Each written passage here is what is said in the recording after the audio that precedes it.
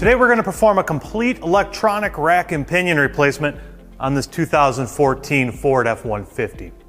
The replacement process is very similar to conventional hydraulic rack and pinions. However, there are some additional steps required.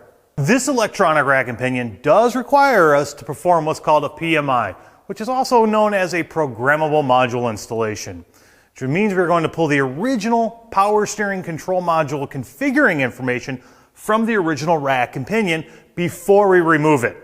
Then upload this data to the replacement rack and pinion after installation is complete.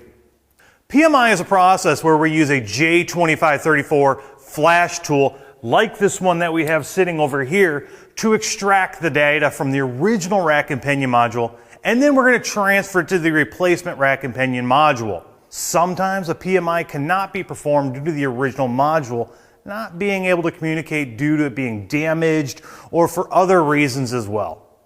In this case, using as-built data will get you going. One note before we continue with the install. Many vehicles now use hardware which is called torque to yield. You might see it as TTY. These type of bolts cannot and must not be reused. They are meant to be tightened only once. The two mounting bolts for the rack and pinion, the outer tie rod nuts, and the steering shaft to rack input shaft bolt are to be discarded and replaced with new. Now, before we remove the electronic power steering gear, we want to hook up our J2534 module programming pass-through tool and the laptop to the data link connector onto the dash. Using Ford's IDS, we wanted to go into PMI and upload the module configuration information from the power steering control module. Next, it is important to remove the negative battery cable.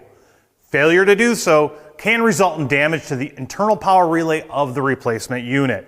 Position the vehicle on a lift. Then, using a steering wheel lock as such, center and lock the steering wheel in place. Now remember, do not allow the steering wheel to turn or damage to the clock spring can occur. If there is evidence that the steering wheel has been rotated, you will need to remove and recenter the clock spring. Now let's remove the front wheels and tires, then remove the skid plate if equipped. So loosen the outer tie rod jam nuts, and then go ahead and take off the nuts securing the tie rods to the knuckle and discard those. We won't be needing those. Now you can unscrew each outer tie rod and jam nut so they can be replaced on the replacement unit that we show right here. Remove and discard the steering column shaft to steering gear bolt and disconnect the steering shaft from the rack and pinion. Disconnect the two steering gear electrical connectors and the 4 wiring harness retainers. Position the wiring harness aside. Remove and discard the 2 steering gear to cross-member bolts.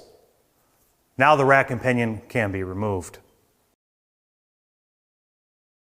Position the replacement rack and pinion in place and using new mounting bolts, torque these to 325 foot-pounds. Position the steering shaft onto the rack and pinion and securing it using a new bolt, which you'll torque to 22 foot-pounds. Thread each outer tie rod, jam nut, and outer tie rod onto the replacement rack, keeping in mind that a final adjustment will be made during the front wheel alignment procedure after install. Replace the skid plate and bolts if equipped, install your front wheels and tires, and now you can lower the vehicle and remove the steering wheel lock. Now, using your J2534 device, you now need to finish the PMI, which again was that programmable module installation, to get the configuration info from the original unit uploaded into our replacement unit. We will go back into IDS and load the saved information into the power steering control module. After we have confirmation that the upload was successful, we can check and verify no DTCs exist and disconnect the laptop from the DLC. Now that we've got all of our configuration uploaded into our rack and pinion, our tires are on, we can go ahead and perform our front end alignment to ensure that the toe is centered on this vehicle.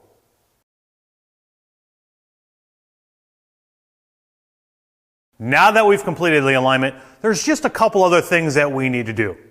First, go ahead and take your steering wheel and turn it lock to verify a smooth operation of that rack and pinion, making sure there's no abnormal noises and that no lights do illuminate on the dash.